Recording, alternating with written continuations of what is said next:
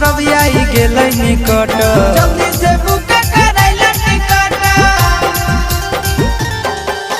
पैसा कौड़ी के हो नहीं है दिक्कत जल्दी